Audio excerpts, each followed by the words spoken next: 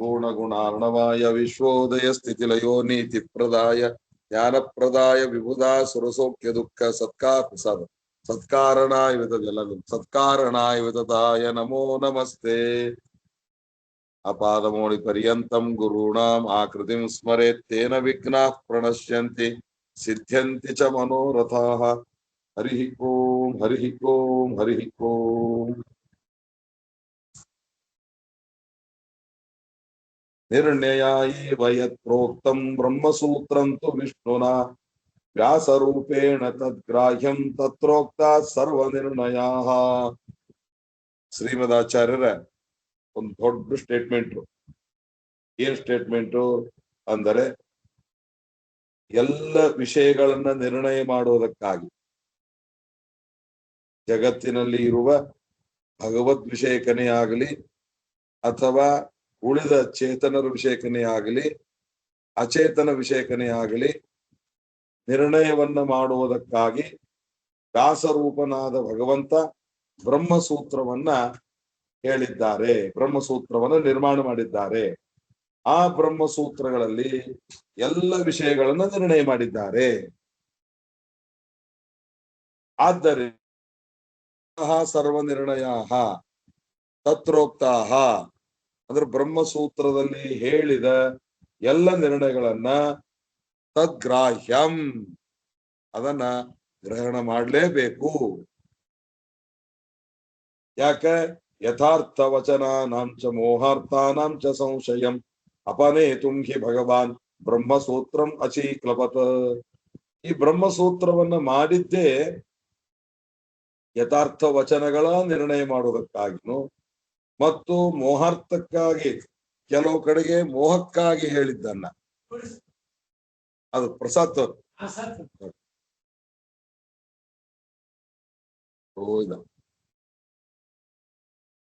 ಬ್ರಹ್ಮಸೂತ್ರ ಯಥಾರ್ಥ ವಚನಗಳ ಮತ್ತು ಮೋಹಾರ್ಥ ವಚನಗಳ ಎರಡೂ ಸೇರಿ ಸಂಶಯ ಬಂದಾಗ ಆ ಸಂಶಯವನ್ನ ಪರಿಹಾರ ಮಾಡುವುದಕ್ಕಾಗಿನೇ ವೇದವ್ಯಾಸ ದೇವರು ಬ್ರಹ್ಮಸೂತ್ರವನ್ನು ರಚನೆ ಮಾಡಿದ್ದಾರೆ. ಯಥಾರ್ಥ ವಚನಗಳು ವೇದಗಳು, ಆಮೇಲೆ ಮೋಹಾರ್ಥಕ್ಕಾಗಿ ನಿರ್ಣಯ ಮಾಡಿದ್ದು ಬ್ರಹ್ಮಸೂತ್ರ, ಪಾಶುಪತಾದಿ ಶೈವಾದಿ ಶಾಸ್ತ್ರಗಳು. ಆ ಎರಡೂ ಕೂಡಿದಾಗ ಯಾವುದನ್ನು ತಿಳ್ಕೊಬೇಕಾಗಾದ್ರೆ ಅಂತ ಸಂಶಯ ವಿಪ್ರತಿಪತ್ತಿ ಬಂದಾಗ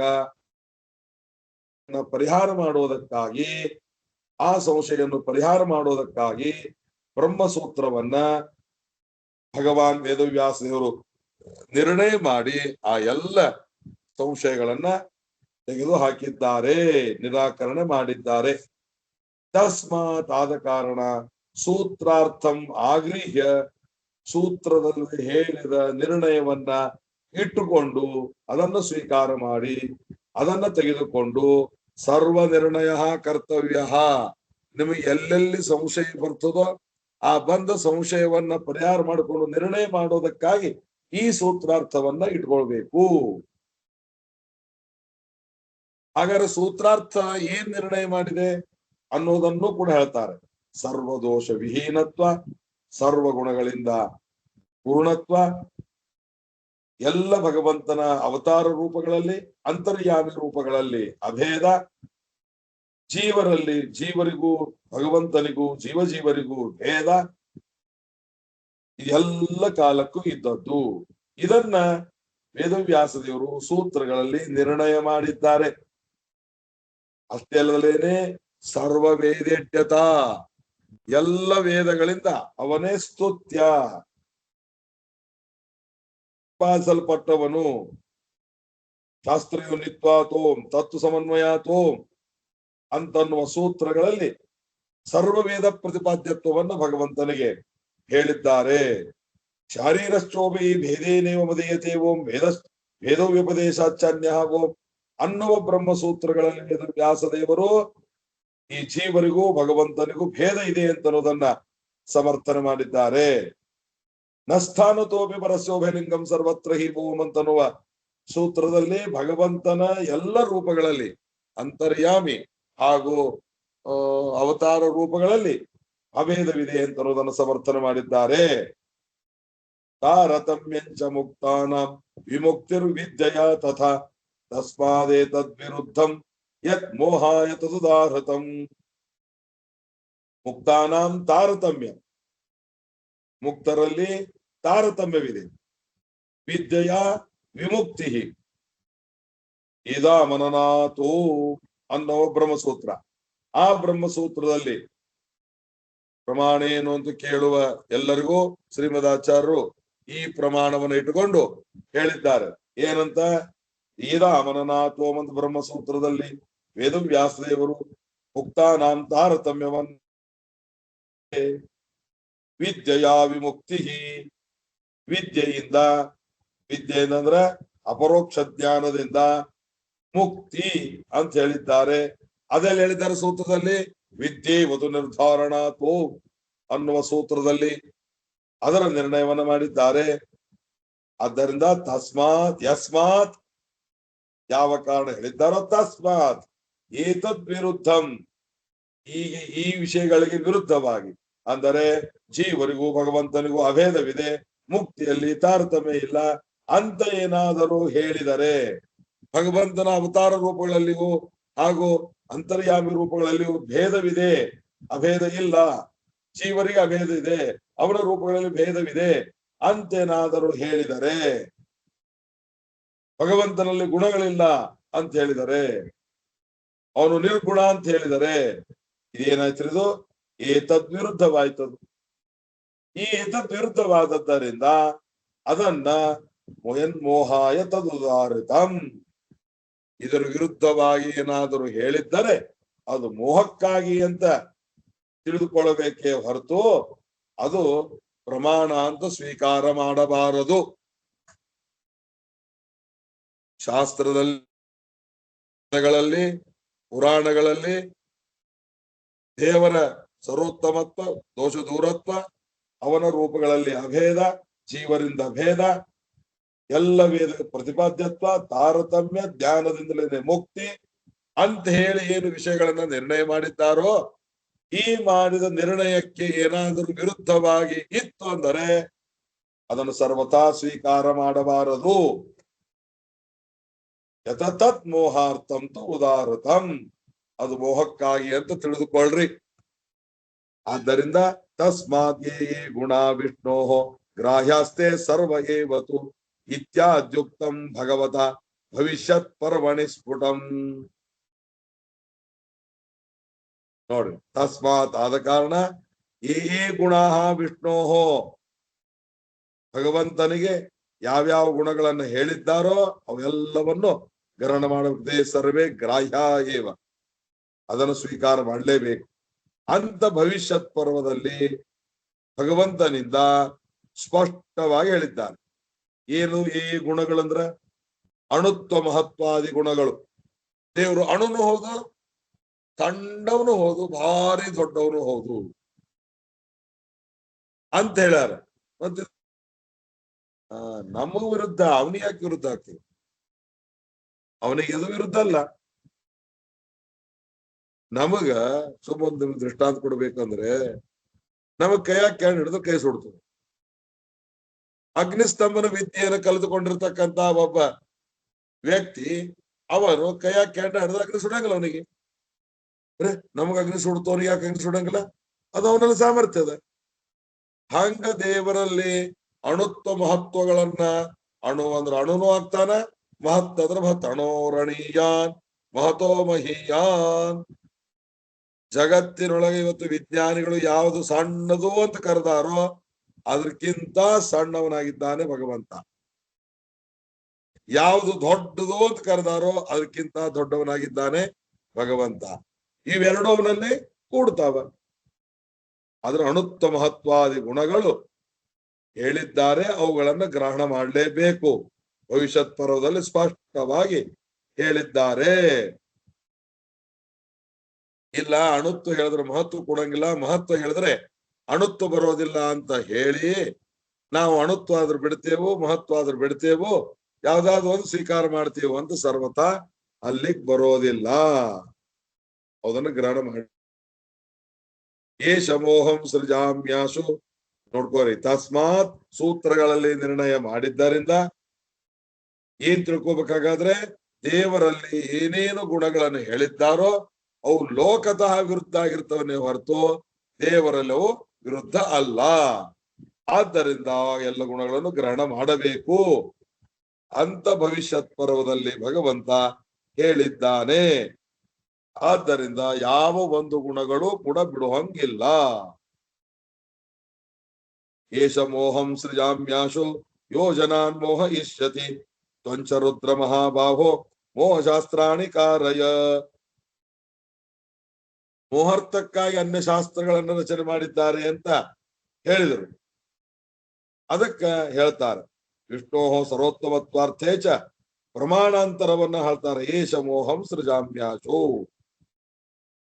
ಹೇ ರುದ್ರ ತ್ವಂ ನೀನು, ಹೇ ರುದ್ರ, ಹೇ ಮಹಾಬಾಹು, ಎಲ್ಲ ರುದ್ರದೇವರಿಗೆ ಸಂಬೋಧನ. ಮಹಾಬಾಹುವಾದ ಹೇ ರುದ್ರನೇ, ತ್ವಂ ನೀನು, ಏಷಃ ಅಂದ್ರ ವಿಷ್ಣು ಅಹಂ ಅಂತನ್ನೋದನ್ನ ನೀನು ಮಾಡು. ಮೋಹಂ ಮುಹ್ಯತನೇನೆ ವಂಚನಂ ವಾ. ಮೋಹ ಅನ್ನೋ ಶಬ್ದಕ್ಕ ನಟನ ಅಂತ ಅರ್ಥ, ವಂಚನ ಅಂತ ಅರ್ಥ. ನಟನ ಆದ್ರೂ ಮಾಡು ಅಥವಾ ಜನರಿಗೆ ವಂಚನೆ ಆದ್ರೂ ಮಾಡು. ಮೋಹ ಅನ್ನೋ ಶಬ್ದಕ್ಕೆ ಅರ್ಥ ಏನ್ರಿ?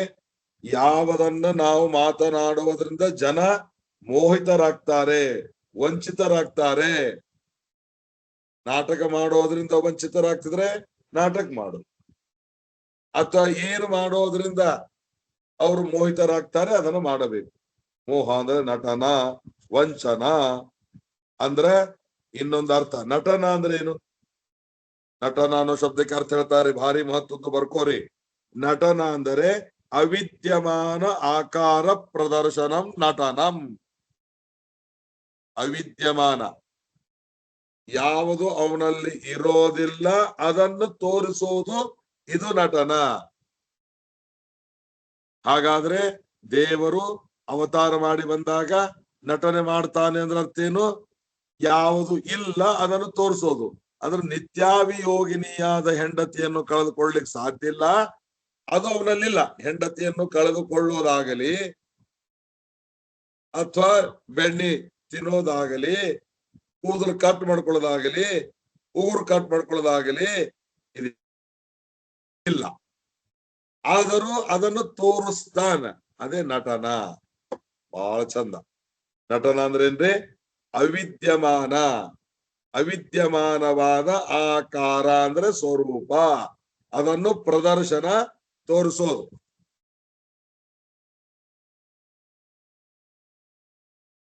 ಈಗ ನಾನು ವಾದರಾಜ್ ಕೆಂಬಾಯಿ ಅವರಿಗೆ, ನೀನು ರಾಮನ ಪಾತ್ರವನ್ನು ಹಾಕ್ಬೇಕಪ್ಪ, ನೀನು ಮಧ್ವಾಚಾರ್ಯರ ವೇಷವನ್ನು ಹಾಕೊಂಡು ನಟನೆ ಮಾಡಬೇಕು. ಅವ ಮಧ್ವಾಚಾರ್ಯನವ ಅಲ್ಲ. ಆದ್ರೆ ನಾನೇನ್ ಹೇಳಿದ್ರಿಗೆ ಮಧ್ವರ ಪಾತ್ರವನ್ನು ಹಾಕು ಅಂತ ಹೇಳಿದೆ. ಅವ ಮಧ್ವರ ಪಾತ್ರ ಹಾಕೊಂಡ, ಮಧ್ವಾಚಾರ್ಯರಂಗ ಕಂಡ. ಅವ ಮಧ್ವಾಚಾರ್ಯನು ಇಲ್ಲ. ಆದ್ರೆ ಅವನಲ್ಲಿ ಮಧ್ವಾಚಾರ್ಯತನ ಇಲ್ಲದೆ ಇದ್ದರೂ ಮಧ್ವಾಚಾರ್ಯರಂಗ ತೋರಿಸಿದ. ಇದಕ್ಕೇನಂತಾರೆ? ಅವಿದ್ಯಮಾನ. ಅಂದ್ರೆ ಮಧ್ವಾಚಾರ್ಯರ ರೂಪ ಇಲ್ಲದೆ ಇದ್ದರೂ ಅದರ ಮಧ್ವಾಚಾರ್ಯರ ಆಕಾರವನ್ನ ತೋರಿಸೋದು, ಇದು ನಟನ ಅಂತ ಕರೀತಾರೆ. ಇನ್ನ ವಂಚನ ಅಂದ್ರೆ ಏನು? ವಿದ್ಯಮಾನ ಆಕಾರ ಆಚ್ಛಾದನ. ವಿದ್ಯಮಾನವಾದ ಆಕಾರವನ್ನ ವಿದ್ಯಮಾನವಾದ ಆಕಾರವನ್ನು ಮುಚ್ಚಿಕೊಳ್ಳೋದಂದ್ರೆ ಏನು? ನಾನು ಎಲ್ಲಾ ತಿಳ್ಕೊಂಡನ್ರಿ, ಎಲ್ಲಾ ಗೊತ್ತದ, ಸುಮ್ಮ ಕೂತ್ಬಿಡೋದು, ಏನು ಗೊತ್ತಿಲ್ಲ, ನನಗೇನು ಅರ್ಥ ಆಗಿಲ್ಲ ಅಂತನೋರಂಗ ಇರೋದು. ಇದ್ದ ಸ್ವರೂಪವನ್ನ ಮುಚ್ಚಿಕೊಳ್ಳೋದು, ಇಲ್ಲದೆ ಇದ್ದದ್ದನ್ನ ತೋರಿಸೋದು, ಇದು ನಟನ. ಇದ್ದದ್ದನ್ನ ಮುಚ್ಚಿಕೊಳ್ಳೋದು, ಇದು ವಂಚನ. ಈ ಎರಡು ಯಾವ್ದಾದ್ರೂ ಮಾಡಿ ನೀನು ಜನರಿಗೆ ಮೋಹಗೊಳಿಸು. ನಟನ ಆದ್ರೂ ಮಾಡು, ವಂಚನ ಆದ್ರೂ ಮಾಡು, ನಾನೇ ದೇವ್ರಂತ ಹೇಳ್ಕೊ. ದಲಿಚ್ಚಾದಿವಿ ನೀನಾದ್ರೂ ಮಾಡು ಅಥವಾ ಶಾಸ್ತ್ರಾಣಿ ಕಾರಯ. ಕಾರಯ ಅಂದ್ರ ಇನ್ನೊಬ್ಬರಲ್ಲಿ ನಿಂತು ಮಾಡು, ಇನ್ನೊಬ್ಬರ ಕಡೆಯಿಂದ ಮಾಡಿಸು. ಅವ್ರು ಯಾರು? ದದೀಚಾದಿ ಋಷಿಗಳು. ದದೀಚಾದಿ ಋಷಿಗಳ ಕಡೆಯಿಂದ ಆದರೂ ನೀನು ನಾನೇ ದೇವರು ಅಂತ ಹೇಳುವ ಕೆಲಸವನ್ನ ಮಾಡಿಸಿ ಜನರನ್ನ ಮೋಹಗೊಳಿಸಿ ಬಿಡು. ಅಥವಾ ತ್ವಂಚಕರು, ನೀನಾದ್ರೂ ಮಾಡು. ಅಂದ್ರೆ ನೀನು ಮಾಡು, ಇನ್ನೊಬ್ಬರ ಕಡೆಯಿಂದ ಮಾಡಿಸು. ಅವ್ರೆಲ್ಲರೂ ತಪ್ಪು ತಿಳ್ಕೋಬೇಕು. ತಪ್ಪು ತಿಳ್ಕೊಂಡು ಅವರು ಆ ಸಾಧನೆ ಮಾಡ್ಕೊಳ್ಬೇಕು. ಶ್ರೀಮದಾಚಾರ್ಯರ ಕಡೆಯಿಂದ ಭಗವಂತ ಏನ್ ಮಾಡ್ದ? ಶಸ್ತ್ರಾಸ್ತ್ರಗಳನ್ನು ರಚನೆ ಮಾಡಿಸಿ ಸಜ್ಜನರಿಗೆ ಬಂದ ಮೋಹವನ್ನು ತೆಗೆಸದ. ಅವರು ಮೋಕ್ಷ ಸಾಧನಕ್ಕ ಹೊರಟರು. ರುದ್ರದೇವರ ಕಡೆಯಿಂದ ದದಿಚಿ ಮೊದಲಾದ ಋಷಿಗಳಿಂದ ಮಾಡಿಸಿಸಿ ಅವರಿಗೆ ಮೋಹಗೊಳಿಸಿ ದುಷ್ಟರು ಮೋಹಗೊಂಡು ಅವರು ಅಂದಂತ ಅವಸ್ಥೆಯನ್ನು ಮಾರ್ಗ ಹಿಡಿದ್ರು. ಎರಡೂ ಬೇಕೇರಿ. ಶರಿ ಅಂಗಡಿ ಬ್ಯಾಡ ಅಂತಲಿಕ್ ಬರಂಗೇ ಇಲ್ಲ, ಗುಟ್ಕಾ ಅಂಗಡಿ ಬ್ಯಾಡ ಅಂತಲಿಕ್ ಬರಂಗೇ ಇಲ್ಲ, ನಿಷಿದ್ಧ ಪದಾರ್ಥಗಳ ಅಂಗಡಿ ಬೇಡ ಅಂತಲಿಕ್ ಬರಂಗೇ ಇಲ್ಲ. ಯಾಕ? ನಿಷಿದ್ಧ ಪದಾರ್ಥವನ್ನು ತಿಂದು ಅವ್ರು ಕೆಟ್ಟ ಕೆಲಸ ಮಾಡಿ ಅನರ್ಥ ಮಾಡ್ಕೋಸಲಕ್ ಬೇಕವನು. ಬಾಯ್ತು ಬರೀ ಅವೇ ಇಡ್ತೀವಿ. ಬೆಣ್ಣೆ ಅಂಗಡಿ ಬೇಡ, ತುಪ್ಪದ ಅಂಗಡಿ ಬೇಡ, ಖಜೂರ್ ಅಂಗಡಿ ಬೇಡ, ಗೋಡಂಬಿ ಅಂಗಡಿ ಬೇಡ, ಹಾಲು ಬೇಡ ಅಂತೀರಿ. ಅದನ್ನು ಬೇಡ ಅಲ್ಲಿಕ್ ಬರಂಗಿಲ್ಲ. ಅದನ್ನ ತೋಡು ಸಜ್ಜನರು ತಿಂದು ಸಾತ್ವಿಕ ಪ್ರವೃತ್ತಿಯನ್ನು ಬೆಳೆಸಿಕೊಂಡು ಅವರು ಸಾಧನೆ ಮಾಡ್ಕೊಳ್ಳಿ. ಹೀಗಾಗಿ ಜಗತ್ತಿನೊಳಗ ಭಗವಂತ ತ್ರಿವಿಧ ಜೀವರಾಶಿಗಳು ಇದ್ದುದರಿಂದ ಅವರವರು ತಮ್ಮ ತಮ್ಮ ಸಾಧನೆಯನ್ನು ಮಾಡಿಕೊಳ್ಳುವುದಕ್ಕಾಗಿ ಭಗವಂತ ಇಷ್ಟು ಕೆಲಸ ಮಾಡ್ಲೇಬೇಕು. ಅದನ್ನ ರುದ್ರದೇವರ ಕಡೆಯಿಂದ ರುದ್ರದೇವರಿಗೆ ಹೇಳಿ ರುದ್ರದೇವರು ದದೀಚಾದಿ ಋಷಿಗಳಿಂದ ಮಾಡಿಸುವ ಅತತ್ಯಾನಿ ವಿತತ್ಯಾನಿ ದರ್ಶಯ ಸ್ವಭಾಭುಜ. ಅತತ್ಯಾನಿ ವಿತತ್ಯಾನಿ, ಇದನ್ನು ಹೇ ಮಹಾಭುಜ ರುದ್ರ ಇದನ್ನು ತೋರಿಸು. ಪ್ರಕಾಶಂ ಕುರು ಆತ್ಮಾನಂ, ನಿನ್ನನ್ನು ನೀನು ಬೆಳಕಿಗೆ ತೊಂಬ. ನನ್ನನ್ನು ಅಪ್ರಕಾಶಂ ಕುರು ಮಾಂ ಅಪ್ರಕಾಶಂ ಚ ಕುರು ಆತ್ಮಾನಂ ಪ್ರಕಾಶಂ ಕುರು. ನಿನ್ನನ್ನು ನೀನು ಬೆಳಕಿಗೆ ತೊಂಬ, ನನ್ನನ್ನ ಏನು ಮಾಡಬೇಡ, ಮುಚ್ಚಾಕ್ಬಿಡು ನನ್ನನ್ನ. ಇದೆಲ್ಲ ಹೇಳಿದ್ದಾರೆ ಹಿಂಗ. ವಾರಾಹ ವಚನಂ ಬ್ರಹ್ಮಾಂಡೋಕ್ತಂ ತಥಾ ಪರಂ. ವರಾಹ ಪುರಾಣದಲ್ಲಿ ರುದ್ರದೇವರನ್ನು ಕುರಿತು ವರಾಹ ಸ್ವಾಮಿ ಹೇಳಿದ್ದಾರೆ. ಬ್ರಹ್ಮಾಂಡದಲ್ಲಿಯೂ ಕೂಡ ಹೇಳಿದ್ದಾರೆ. ಬ್ರಹ್ಮಾಂಡ ಪುರಾಣ ಅಲ್ಲಿಯೂ ಕೂಡ ಹೇಳಿದ್ದಾರೆ. ಆದ್ರೆ ಇಷ್ಟು ಪ್ರಮಾಣಾನುಸಾರವಾಗಿ ಅಂದ್ರ ರುದ್ರದೇವರು ಪರಮ ಸಾತ್ವಿಕರು. ಇವ್ರು ಹೆಂಗ್ ಮಾಡಿದ್ರು? ಭಗವಂತನ ಆಜ್ಞೆ. ದೇವರ ಆಜ್ಞಾ ಮಾಡಿದ ಮೇಲೆ ಹರ್ಯಾಜ್ಞಾಕರಣಾತ್, ದೇವರ ಆಜ್ಞೆಯನ್ನು ಪರಿಪಾಲನೆ ಮಾಡಿದ್ದಕ್ಕಾಗಿ ಅವರಿಗೆ ಪಾಪ ಲೇಪ ಬಂದಿಲ್ಲ. ಏನ್ ಕಲ್ಪನಾ ಬಂತ? ಎಷ್ಟು ಮಹತ್ವದ್ದು. ಅದಕ್ಕಾಗಿ ಕೆಲವು ಸಲ ದೊಡ್ಡವರು ಹೇಳಿದ ಕೇಳಿ ಮಾಡ್ಬಿಡೋ ಕಟ್ಟೆ, ಅದರಿಂದ ಪುಣ್ಯನೇ ಬರ್ತದೆ. ಅಶ್ವತ್ಥಾಮೋಹತಃ ಅಂತ ಅನ್ನುವಂತ ಹೇಳಿದ ದೇವರು ಧರ್ಮರಾಜನಿಗೆ. ಆ ಧರ್ಮರಾಜ ಅಲ್ಲಿಕ್ಕಿಂದ ಮುಂದೆ ನೋಡ್ದ, ನೋಡಿ ಅಂದ ಅಶ್ವತ್ಥಾಮೋಹತಃ ಅಂತ ದ್ರೋಣಾಚಾರ್ಯ ಕೇಳಿಸೋಂಗ ಅಂದ ಮತ್ತ ಆ ದೇವರ ಮಾತಿನ ಮೇಲೆ ಸತ್ತೇ ಇಲ್ಲಲ್ಲವ, ಅವ ಸಾಯ್ದೇ ಇದ್ದಾನ ಸತ್ತಾನ ಅಂತ ಹೇಳಿದ್ರೆ ಎಂತ ಅಪರಾಧ ಆಗ್ತದ ಅಂತ ಅನ್ಕೊಂಡು, ಹೇಳಿದ್ದು ದೇವರು, ಸರ್ವೋತ್ತಮನಾದ ದೇವರು ಹೇಳಿದ್ದಕ್ಕಾಗಿ ನಾ ಹೇಳ್ಬಿಟ್ರೆ ಮುಗಿದೋಯ್ತು, ನನಗೇನು ಪಾಪದ ಸಂಬಂಧ ಇಲ್ಲ ಅನ್ಕೋಲಿಲ್ಲ. ಸ್ವಲ್ಪ ಸಂಶಯ ಪಟ್ಟ, ಸಾಯ್ದೇ ಇದ್ದಾಗ ಸತ್ತಾನಂತ ಹೆಂಗ್ ಹೇಳೋದು? ಆದ್ರೂ ದೇವ್ರ ಹೇಳಂತ ಅಂದ. ಒಂದ್ ಕಡೆಗೆ ಅಶ್ವತ್ಥಾಮೋತ ಅಂತ ಹೌರಂತಾನ, ನರೋವಾ ಕುಂಜರೋವಾ. ಮನುಷ್ಯ ಸತ್ತಾನೋ ಅಥವಾ ಏನು ಆನಿ ಸತ್ತದೋ ಗೊತ್ತಿಲ್ಲ. ಅದನ್ನೈತ್ರಿ ದೇವರ ಮಾತಿನ ಬಗ್ಗೆ ಸಂಶಯ ಪಟ್ಟ. ಸಂಶಯ ಪಟ್ಟದಕ್ಕಾಗಿ ನರಕ ದರ್ಶನ ಆಯ್ತಂತ್ರಿ. ನರಕದೊಳಗೆ ಇರುವವನಿಗೆ ನರಕದ ದರ್ಶನ ಆಯ್ತಂತ್ರಿ. ಇದೆಲ್ಲ ವಿವರಣೆ ಮುಂದೆ ಬರ್ತದ್ರಿ ಮಹಾಭಾರತ ತಾತ್ಪರ್ಯದೊಳಗ ಮುಂದೆಲ್ಲ ಬರ್ತದ. ಆಗ ಬಂದಾಗ ಇನ್ನು ವಿಶೇಷವಾದ ನಿರ್ಣಯ ತಿಳ್ಕೊಳ್ಳೋಣ. ಅಂದ್ರೆ ತಾತ್ಪರ್ಯ ಹೇಳ್ಬೇಕಾದದ್ದು ದೊಡ್ಡವರು ಹೇಳಿದಾಗ ಅದನ್ನ ನಾವು ಪರಿಪಾಲನೆ ಮಾಡಿದರೆ ನಮಗೇನು ಪಾಪಿಲ್ಲ. ನಿಮ್ಗೆ ಎಕ್ಸಾಂಪಲ್ ಕೊಡ್ಬೇಕಾದ್ರೆ ಪೊಲೀಸರೇ ಇದ್ದಾರೆ.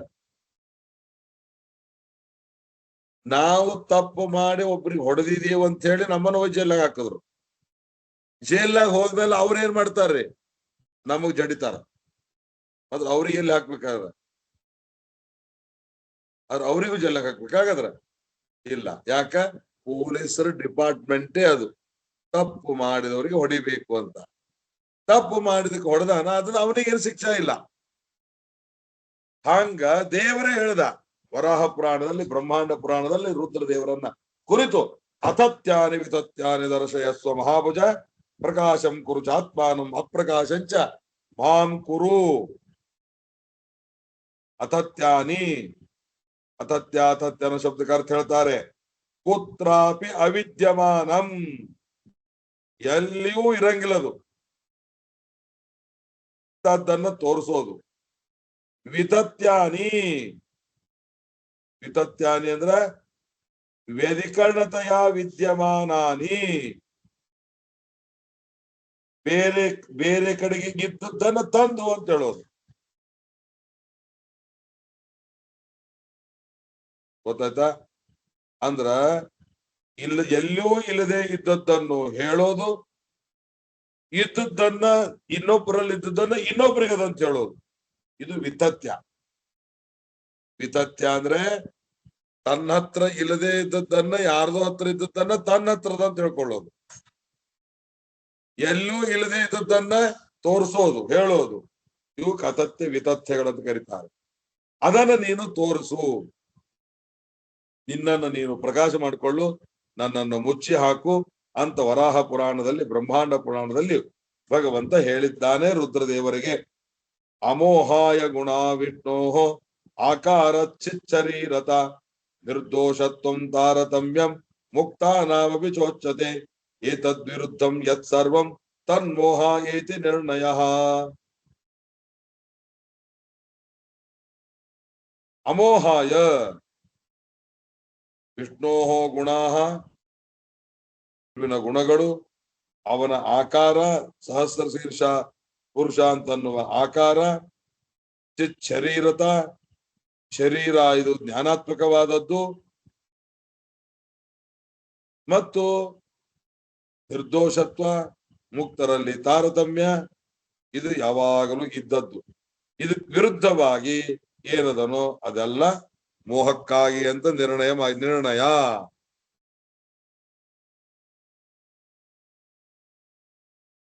ಸ್ಕಾಂದೇಪ್ಯುಕ್ತಂ ಶಿವೇನೇವ ಷಣ್ಮುಖಾ ಏವ ಸಾಧನಂ ಶಿವಶಾಸ್ತ್ರೇಪಿ ತದ್ಗ್ರಾಹ್ಯಂ ಭಗವತ್ ಶಾಸ್ತ್ರ ಯೋಗಿಯತ.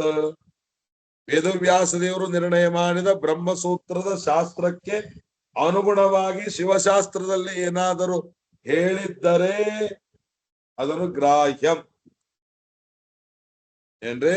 ಶಿವಶಾಸ್ತ್ರದಲ್ಲಿ ಭಗವಂತನ ಶಾಸ್ತ್ರಕ್ಕೆ ಅನುಕೂಲವಾದದ್ದು ಸರ್ವೋತ್ತಮತ್ವ, ತಾರತಮ್ಯ, ಸರ್ವರೂಪಗಳಲ್ಲಿ ಭಗವಂತನಿಗೆ ಅಭೇದ, ಮುಕ್ತರಲ್ಲಿ ತಾರತಮ್ಯ.